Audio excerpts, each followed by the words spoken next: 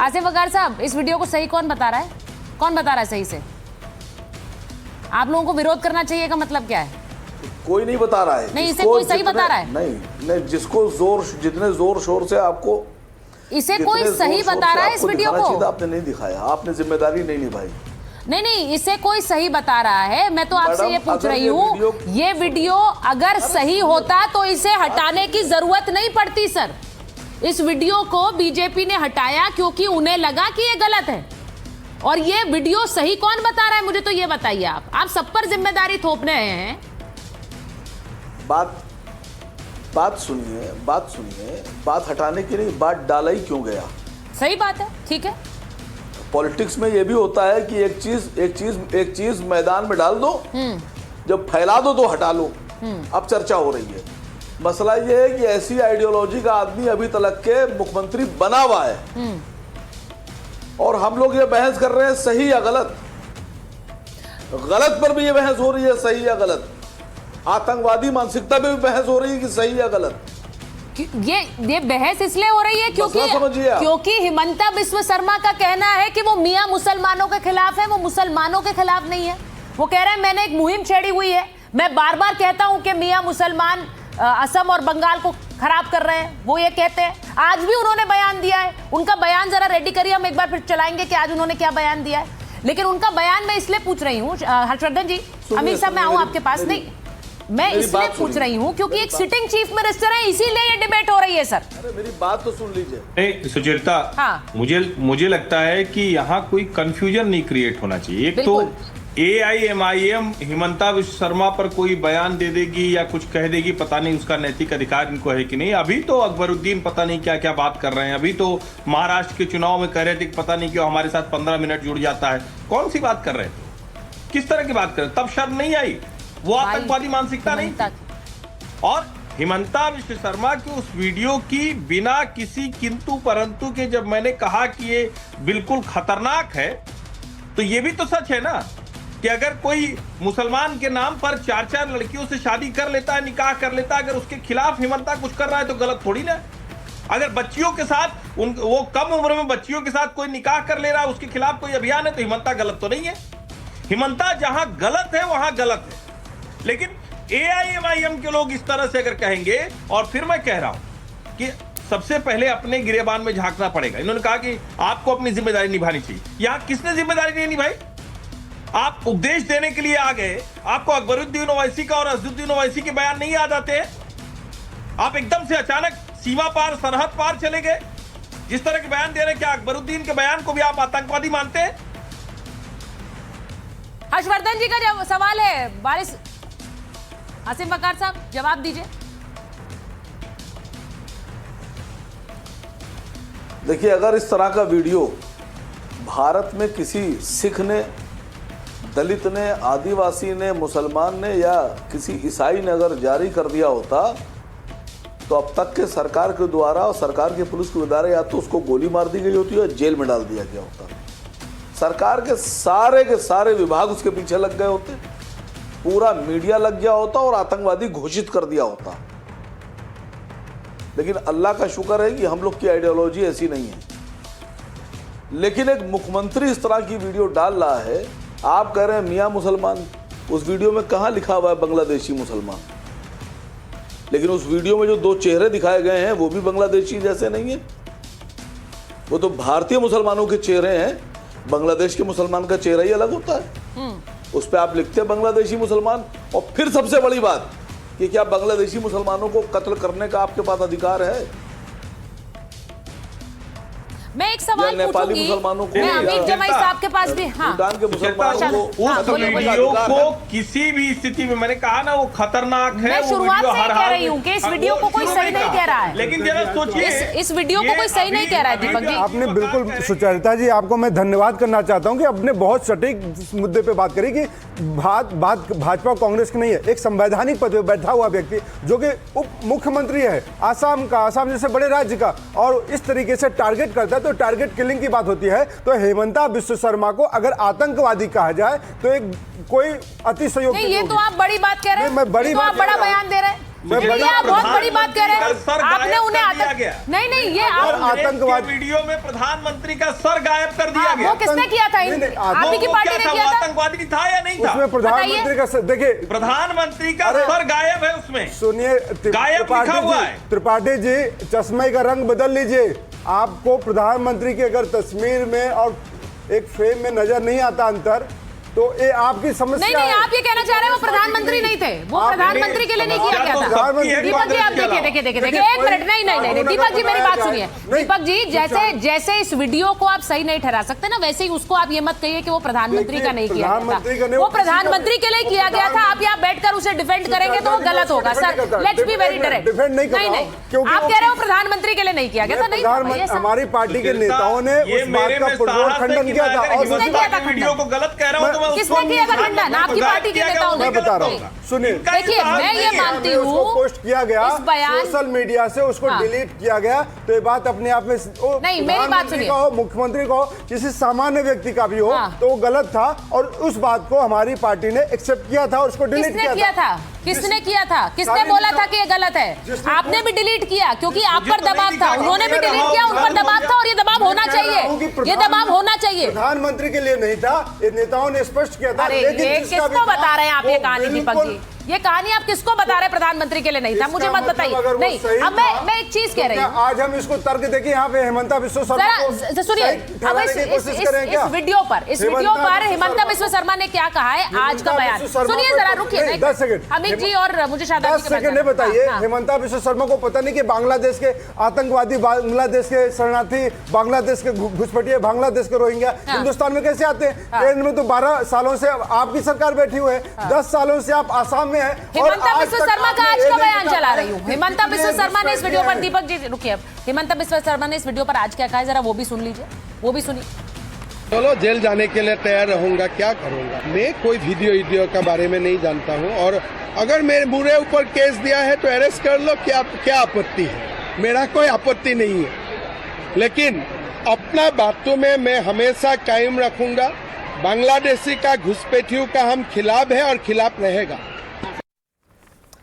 अब वो ये कह रहे हैं कि मैं बांग्लादेशी घुसपैठियों पर हमेशा अटैकिंग रहूंगा, मैंने अगर गलत किया है तो मैं जेल जाने को भी तैयार हूं, लेकिन मुझे नहीं पता इस वीडियो के बारे में। अब मुझे बताइए जरा, इस पर ये उनका बयान आया। मैं जरा एक ब्रेकिंग चला रही हूँ, बड़ी खबर जो घुसपैठियों को लेकर योगी आदित्यनाथ का बयान है, उसके बाद में जाऊंगी अमित जी के बाद। घुसपैठियों के खिलाफ योगी आदित्यनाथ ने क्या कहा? उन्होंने कहा नाग पंचमी पर सांप को भी दूध पिलाते, कुछ शरण लेने वालों ने गला पकड़ना चाहा है।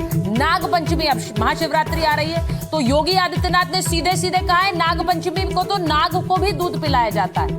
कुछ शरण लेने वालों ने गला पकड़ने की कोशिश की है। अब मैं ये पूछना चाह रही हूं, इस बयान के मायने क्या निकाले जाए अमीर साहब? इस बयान के मायने क्या है? वो किसको टारगेट कर रहे हैं, किस पर निशाना साध रहे हैं अमीर साहब?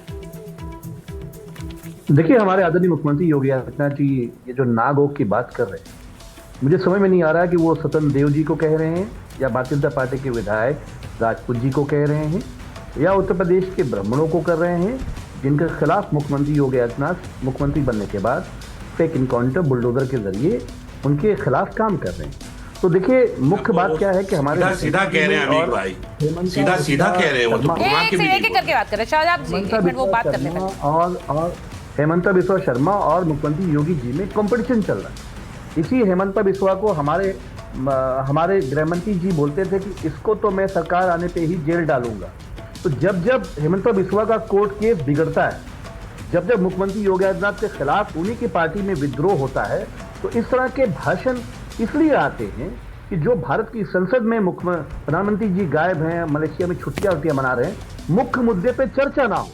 सवाल ये कि जो वीडियो घुसपैठी को लेकर डाला गया, हम एक बात के लिए कहना चाहते हैं कि हर्षवर्धन जी और मैं भी आज उनके साथ खड़ा हूं कि हेमंता बिस्वा को बोले कि चलो तुम बांग्लादेशी जो घुसपैठिए हैं उनको खड़ा करो, समाजवादी पार्टी तुम्हारे साथ में है, हर्षवर्धन जी तुम्हारे साथ में है। लेकिन सवाल ये है कि 14 और 25 का 26 का जो डाटा है, 5000 से ज्यादा बांग्लादेशियों को डिपोर्ट नहीं किया गया। और यूपीए 1 यूपीए 2 के समय में, सुचित्रा जी आप तो बहुत पढ़ी लिखी काबिल जर्नलिस्ट रही हैं, 80,000 से ज्यादा सिर्फ कांग्रेस की सरकार में यूपी 1 यूपी 2 में हमने बांग्लादेशी जो लोग थे उनको हमने बांग्लादेश भेजा। तो सवाल ये कि गृह मंत्री को अगर हेमंता बिस्वा टारगेट कर रहे हैं तो खुल के करे ना, कि हमारा गृह मंत्री नाकारे हैं, वो काम नहीं कर पाए, बीएसएफ के जरिए इन्फिल्ट्रेशन होता है। तो सीधी सी बात, ये लड़ाई गृह मंत्री और हेमंता बिस्वा के साथ में है। और नजीब जंग जी जैसे लोगों ने, जो दिल्ली के लोग हैं जिन्होंने एफआईआर करी है, वो जायज एफआईआर, वो एफआईआर जायज है। और हेमंता बिस्वा की जो भाषा है वो बिल्कुल एक कॉन्स्टिट्यूशनल नहीं है। आपको लगता है कि जो घुसपैठियों के खिलाफ युद्ध छेड़ा है योगी आदित्यनाथ ने, वो हेमंता बिस्वा शर्मा असम में भी छेड़े हुए हैं, वो युद्ध गलत है क्या? आप मुझे जवाब दीजिए जल्दी से, फिर उसके बाद मैं शादाब जी के पास जाऊं। मैं तो कह रहा हूं कि योगी आदित्यनाथ जी को हम पूछना चाहते हैं कि इस 17 और 26 में कैसे घुसपैठियों को आपने रिपोर्ट किया? नंबर नहीं पता है इनको। एक तो घुसपैठिए को आप नहीं अमित साहब वो आपके सवाल बिल्कुल जायज है। आप बार बार कहते हैं कि तो केंद्र सरकार का काम है तो उनसे पूछे, लेकिन मैं आपसे पूछ रही हूँ कि घुसपैठियों के खिलाफ जंग छेड़ना गलत है क्या? देखिए, मैं ये पूछ रहा हूँ कि जो अब आप मेरे सवाल पे दूसरा सवाल पूछेंगे क्या? हेमंता बिस्वा ने जो वीडियो जारी किया है, वीडियो गलत है सर, मैं तो उस वीडियो को सही कह ही नहीं सकती। के बारे में नहीं है, लेकिन घुसपैठिया मैं और आप रिपोर्ट नहीं करेंगे, ये गृह मंत्री अमित शाह करेंगे। ठीक है, लेकिन मेरे सवाल का जवाब नहीं दे रहे हैं आप अमित साहब। आप समझिए, मैं आपसे सवाल पूछ रही हूँ कि घुसपैठियों के खिलाफ इस देश को जंग छेड़नी चाहिए कि नहीं चाहिए? सुचित्रा जी, मैं तो चाहता हूँ ये जंग घुसपैठियों के खिलाफ होती है, लेकिन योगी आदित्यनाथ जी और हेमंता बिस्वा गृह मंत्री को टारगेट कर रहे हैं। चलिए, ये दूसरा ही एंगल है, ये दूसरा ही एंगल है। घुसपैठियों के खिलाफ होती आप चाहते हैं, मतलब होनी चाहिए।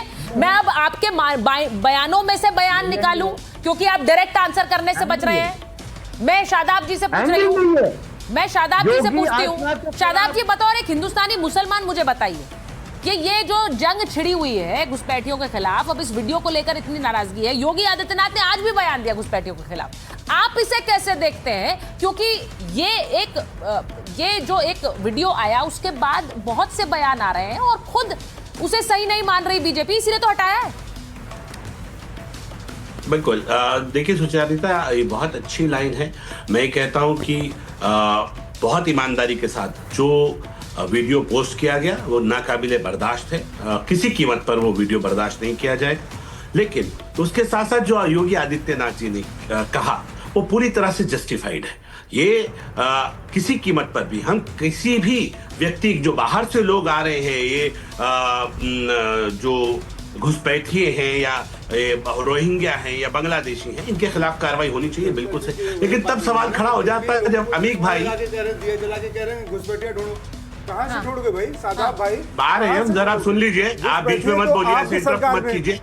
हमने आपको सुना, आप सुनने का दम रखिए, बीच में इंटरप्ट मत कीजिए। अरे सुन लीजिए ना, आपको जवाब बैठे हुए हैं, सत्ता में आप बैठे हुए 10 साल हो गए, 12 साल हो गए, राज्यों में आप बैठे हुए, तो किसको कह रहे हैं घुसपैठिए? याद करिए, महाराष्ट्र में, मुंबई में यही योगी आदित्यनाथ जाते हैं और कहते हैं कि यहाँ से घुसपैठियों की हमारी सरकार बनवाइए, हम 6 महीने में रोहिंग्या को बाहर करेंगे। तो 6 महीने बीत गए श्रीमान सादाब भाई, अभी आप बता नहीं सकते कि कितने रोहिंग्या हैं, कितने एसआईआर से आप आए। चुनाव आयोग को भी हमने लगा दिया एसआईआर के थ्रू रोहिंग्या ढूंढने में, घुसपैठिया ढूंढने में, लेकिन आपकी सरकार, आपका चुनाव आयोग सारे के सारे मिलके अभी ये नहीं बता पा रहे। आसिफ वकार साहब को लीजिए जरा, मैं एक बार मैं जरा इस मुद्दे पर आना चाह रही हूँ। एक सेकंड। अच्छा दीपक जी, अब स्टूडियो में आकर हाईजैक मत करिए ना। वो अमित जमाई जी को देखिए, वो कितनी पेशेंटली वेट कर रहे हैं अपनी बारी का। मैं इतनी देर में उनके पास गई हूँ। देखिए, नहीं, देखिए, मैं मेहमानों से अनुरोध करती हूँ, ऐसे मत करिए कि आप दूसरों का समय खा लें, प्लीज। बाकी लोगों को बोलना है। असीम वकार साहब वेट कर रहे हैं, मैं शादाब जी के पास जा रही हूँ। देखिए शादाब साहब, एक बड़ी इंटरेस्टिंग बात है कि आज अकबरुद्दीन ओवैसी ने, जरा उनकी तस्वीरें चलाइए, उन्होंने एक चैलेंज योगी आदित्यनाथ को दिया कि हम यूपी आ रहे हैं। मैं इस पर भी बात करना चाहती हूँ। बिल्कुल, मैं सहमत हूं आपसे। मैं 2 बातों को, अपनी बात को शुरू से खड़ा करता हूं। मैं ये कह रहा था कि पहली बात तो हम उसका समर्थन नहीं करते बयान का। दूसरा, जो घुसपैठिए हैं, चाहे वो किसी भी तर्ज पर यहाँ आए हैं, सरकार उसके खिलाफ, उनके खिलाफ जब कार्रवाई करती है तो यही तथाकथित जो हमदर्द आज अमीक साहब हों या दीपक भाई हों, जिस तरह से ये कह रहे हैं हम साथ हैं, तब वही SIR के खिलाफ खड़े होते हैं, वही NRC के खिलाफ खड़े होते हैं। जब NRC करने की बात आती है तो इन्हीं के पेट में सबसे ज्यादा दर्द होता है, हल्ला मचाना शुरू, अरे ये जुल्म हो रहा है, ये हमारे साथ अनहोनी हो जाएगी। अरे भाई, घुसपैठियों पे सऊदी अरब का NRC है, तमाम जो विकसित देश हैं सबने अपने अपने NRC बनाए हैं, national citizen register of citizen charter. अगर मेरे देश का बन जाएगा तो क्या होगा? जब जब कहीं से कोशिश की जाती है तब तब ये लोग ड्रामा करना शुरू कर देते हैं। अब आपने कहा कि उत्तर प्रदेश में MIM आ रही, हाँ ठीक है, अब उनको ये दिख गया है कि ये तमाम जो कांग्रेसी हैं आज कितनी बड़ी बड़ी बात कर रहे हैं, सपा है, निकम्मे हैं, ये सामने आते नहीं। यही तो उछाल उछाल के पोस्टर बॉय बना रखा था अभी असदुद्दीन ओवैसी साहब को, इन्होंने ही तो कहा था वक्त पे खूब आगे बढ़ो। मैं असीम वकार साहब से एक एस्टिमेट लूं। वकार साहब, यूपी में आने की जो बात कर रहे हैं छोटे ओवैसी साहब, आपको क्या लग रहा है यूपी में ओवैसी फैक्टर चलेगा 27 के चुनाव में? हर्षवर्धन जी नहीं, पहले तो सबसे पहले तो डिपोर्ट पे बात कर लें। हाँ। आप बांग्लादेश पे इतनी देर से बोल रहे हैं। एक प्रश्न है, अभी हेमंत बिस्वा शर्मा साहब ने पिछले 5 साल में सिर्फ 26 लोगों को डिपोर्ट किया है बांग्लादेश, 5 साल में 26। भारत सरकार ने लगभग 10 साल में शायद 5000 लोगों को डिपोर्ट किया है। और दिल्ली से एक पुलिस ने एक महिला को, सोनाली खातून नाम की एक महिला को जबरदस्ती बांग्लादेशी बता के डिपोर्ट कर दिया था, और उसके 8 साल के बच्चे को। सर्वोच्च न्यायालय ने बहुत सख्त लहजे में उस महिला को वापस बुलाया। वो महिला बांग्लादेश की नहीं थी, वो वेस्ट बंगाल की थी। आप लोग अपनी बात को पूरा करने के लिए इतने अंधे हो गए हैं कि आपको अपने देश का नागरिक भी नहीं दिख रहा है, और उस पर से लोग उनका पक्ष भी ले रहे हैं, उनका साथ दे रहे हैं। ये मैंने आंकड़ा दिया है, आसाम के मुख्यमंत्री ने पिछले 5 साल में 26 बांग्लादेशियों को डिपोर्ट किया है। हवा इतना पीट रहे हैं, कहाँ है बांग्लादेशी? इतने दिन से SIR में इतना अभियान चलाया उत्तर प्रदेश में कि लखनऊ की मेयर और कहाँ की मेयर और सब लग गए पूरा खोजने में। एक भी बांग्लादेशी उत्तर प्रदेश में नहीं मिला, एक भी नहीं मिला। डिटेंशन सेंटर बनाएंगे और ये करेंगे और जेल डाल देंगे, नहीं, तो क्या ये सब कुछ नहीं मिला। नहीं, असीम वकार साहब कह रहे हैं ये सब तो खोखली बातें। वकार साहब, हर्षवर्धन जी ये कह रहे हैं ये तो खोखली बातें, डिटेंशन सेंटर्स की बातें करते हैं, घुसपैठियों की बातें करते हैं, ये सिर्फ एक पर्टिकुलर वोट बैंक के लिए करते हैं, इसमें कोई हकीकत नहीं है। क्या ये सच्चाई है? सुचेता जी, मुझे लगता है कि यही वो खतरनाक बात है जो असीम वकार जैसे लोग कर रहे हैं। बिल्कुल है, ये कुछ नहीं। जब आप ये कहते हैं कि कितने डिपोर्ट हुए, तो ये सवाल लगता है कि ठीक है, ये सवाल बिल्कुल देश के गृह मंत्री से पूछा जाना चाहिए, सभी मुख्यमंत्रियों से पूछा जाना चाहिए, कानून व्यवस्था का मसला है। लेकिन जैसे ही आप कहते हैं कि उत्तर प्रदेश में एक भी घुसपैठिया नहीं मिला, NRC के साथ क्यों नहीं खड़े हो जाते आप? आज ये डिबेट यहीं खत्म कीजिए ना, यहीं पे आइए सब लोग कि NRC तो होना चाहिए। बिना NRC के कैसे पहचान होगी? असीम वकार के बगल में अगर कोई आकर बांग्लादेशी घुसपैठिया खड़ा हो जाएगा तो कैसे पहचानेंगे? और ये बार बार कहा जाता है, हर बार बाकायदा योजनाबद्ध तरीके से घुसपैठियों को कवर फायर दिया जाता है, योजनाबद्ध तरीके से। और इसीलिए मैं कह रहा हूँ ये NRC होना क्यों जरूरी है। यही लोग शाहीन बाग देश भर के हर मोहल्ले पर आ रहे हैं, यही वो खतरनाक तरीका है, और वो इस देश के मुसलमानों के खिलाफ है। तो लीजिए मेरे भाई, इस देश के मुसलमानों को बांग्लादेशी घुसपैठियों के साथ मिक्स कर रहे हैं। सुनिए मेरे भाई, और ये कोई भारतीय जनता पार्टी की सरकार ने नहीं कहा घुसपैठिए, बात तो सुनिए। कांग्रेस की सरकार ने बाकायदा सदन में बताया है, इंदिरा गांधी जी ने बाकायदा कहा था कि घुसपैठियों की समस्या इतनी बड़ी हो गई जिसको कैसे हम खत्म करें वो समझ में नहीं आ रहा। और आज पार्टियां अलग अलग सुर में बोलती। राष्ट्रीय सुरक्षा के मसले पर तो एक बात कीजिए। बोल दूंगा, जवाब दे दूंगा, इनको बोलने दीजिए। नहीं, तो राष्ट्रीय सुरक्षा ठीक है, तो आप NRC के मुद्दे पर बताइए। सुनिए, एक मिनट उत्तर प्रदेश में मैं एक बार मैं अमित जमाई साहब के पास जा रही हूँ। 1 सेकंड रुकिए अमित जमाई साहब। बारिश आसिम वकार साहब 1 सेकंड रुकिए, मैं अमित जमाई साहब के पास जा रही हूँ। अमित जमाई साहब, अखिलेश यादव जी कह रहे हैं कि इसमें देखिए हमारे यहाँ मुसलमानों के वोट काटे जा रहे हैं। उन्होंने ये कैटेगोरिकली बयान दिया है। अब ये जंग तो मुसलमान वोटर के लिए, आपकी पार्टी के लिए सबसे ज्यादा है। वो हिंदू वोट बैंक सेट कर रहे हैं, आप लोग मुस्लिम वोट बैंक सेट कर रहे हैं। मुसलमानों के नाम काटे जा रहे हैं। हिमंता बिस्व शर्मा वाले वीडियो पर आपके और एमआईएम के बीच जंग हो गई है अब कि कौन ज्यादा मुसलमानों का सगा है। नहीं, देखिए ये सगे और ये जंग वाली बात तो आप लोग कह रहे हैं।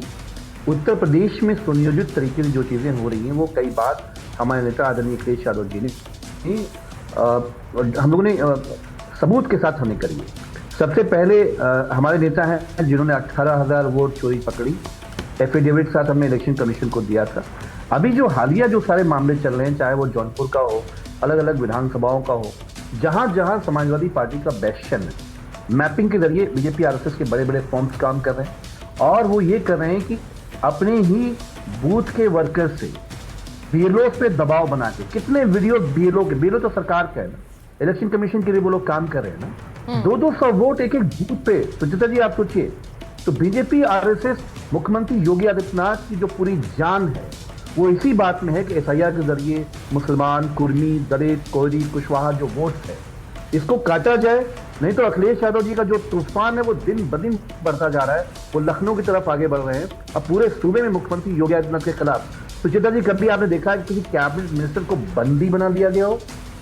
कैबिनेट मिनिस्टर को, और वो विधायक कह रहा है मैं तो मुख्यमंत्री को भी घेरूंगा, कोई मुझे ऐसा करने से रोक नहीं सकता, क्योंकि पूरी उत्तर प्रदेश की नहीं ये जो आप कह रहे हैं एक आंधी चल रही है अखिलेश यादव के समर्थन में, ये बड़ी अच्छी बात है अगर ऐसी आंधी चल रही है और इससे बीजेपी को डर होना चाहिए। मेरा सवाल बड़ा सीधा सा है कि यूपी में इस वक्त एक मुस्लिम वोट के लिए एक लड़ाई है। मैं एक बार महेश वर्मा जी जुड़ गए हैं हमारे साथ, बीजेपी के नेता हैं। मैं महेश जी आपसे पूछ रही हूँ, जरा बताइए ये हिमंता बिस्व शर्मा के समर्थन, ये जो बीजेपी ने एक वीडियो डाला उसके बाद इस वीडियो को डिलीट किया, इसे लेकर लगातार हमला हो रहा है। ऐसे वीडियो की जरूरत क्या थी? इस वीडियो से क्या आपको फायदा हो रहा है या नुकसान हो रहा है? देखिए, सबसे पहले तो उस वीडियो के लिए जिस तरह के स्पष्टीकरण आए हैं या जिस प्रकार से स्पष्टीकरण पार्टी की तरफ से भी दिया गया, मुख्यमंत्री की तरफ से भी दिया गया, अब सवाल है कि चोर के दाढ़ी में तिनका, आखिर में ये खलल या ये बौखलाहट या अकलाहट किनको मची और इसके खिलाफ किसने जाके जो है अभी तेलंगाना के हैदराबाद में जो है जाके वहाँ एफआईआर दर्ज करा रहे हैं। वो जो गजबे हिंद के नायक रहे हैं, जब गजबे हिंद वो कहते हैं 15 मिनट की बात कहते हैं, तो ये सारे जो है ये जो तथाकथित सेकुलर हैं ये सब मौन पसर जाता है इनके मुंह पे। अब रही बात कि वहाँ आसाम की जो परिस्थिति है उसमें जो बात कही गई, जो सुनी गई, उसका मतलब जो निकाला जा रहा है वो हिंदू मुसलमान करने का काम ये कर रहे हैं जो देश हित में नहीं है। मुख्यमंत्री कह रहे हैं कि तो हमारा किसे टारगेट कर रहे थे वहां पर? वो किसे टारगेट कर रहे थे? दो लोग टोपी वाले किसे टारगेट कर रहे थे? मैं बिल्कुल, आपने बहुत ही प्रासंगिक आपने सवाल उठाए कि सवाल है कि मुख्यमंत्री जो है मतलब चलिए मैं कह रहा हूँ वो वीडियो से नकार दिए, लेकिन उससे पहले भी उन्होंने बयान दिया, उसके बाद भी उन्होंने बयान दिया। तो सवाल है कि वहाँ अवैध घुसपैठ जो है, आज वो कह रहे हैं मुझे ये पता नहीं कौन सा वीडियो है, लेकिन अगर मेरे खिलाफ कोई शिकायत है और मैंने गलत किया है तो गलत मेरे खिलाफ कार्रवाई हो। क्या इसका मतलब ये है कि ये क्या पॉसिबल, किसी ने वीडियो ट्वीट कर दिया हिमंता बिस्व शर्मा, उसके अंदर उनको हीरो बनाने की कोशिश की और वो पड़ गया उल्टा? हीरो और जीरो वहाँ होता है जब आदमी का कुछ अपना ऐसा वहाँ की डेमोग्राफी चेंज हो रही है। वहाँ फोटोशूट नहीं किया उन्होंने। दीपक जी, इतना तो आपको पता होना चाहिए, सीएम थोड़ी फोटोशूट कर रहे हैं, वो एआई जनरेटेड वीडियो है भाई। कमाल की बात है, तो फिर इतना डरने की क्या बात है इनको? हेमंता बिस्व शर्मा को, भाजपा को यहाँ गायब होने की, आपके मंच से अगर कानूनी तौर पर वो गलत है तो कह रहे हैं कि अरेस्ट कर लो उनको। उन्होंने कहा कि अरेस्ट करो, गिरफ्तार करो। देखिए, एक तरफ है अदनान सामी के साथ आरएसएस वाले जाके खाना खाते हैं, फोटो खिंचवाते हैं और दिखाने चाहते हैं कि हमारी हिंदू मुसलमान एकता कैसी है, लेकिन अदनान सामी का इतिहास क्या है ये सबको पता है। अदनान सामी वाले बोलते हैं कि अदनान सामी पर मत चले जाइए। देखिए आप लोगों के साथ भी दिक्कत है, अगर एक अदनान सामी और सलमान खान वहाँ आरएसएस के फंक्शन में चले जाए तो आप लोगों को दिक्कत हो जाती है। नहीं, ये दोहरा चरित्र नहीं है भाई, क्यों नहीं जा सकता है? तो मुसलमान संघ के फंक्शन में नहीं जा सकता है, अगर वो जा रहा है तो वो खुद मोहर लगा रहा है, वो उसके लिए खुद स्पष्टीकरण देंगे। आप कौन होते हैं बोलने वाले? मेरे पास खैर माइक ऑन में समय इतना ही था। बहुत बहुत धन्यवाद आपसे।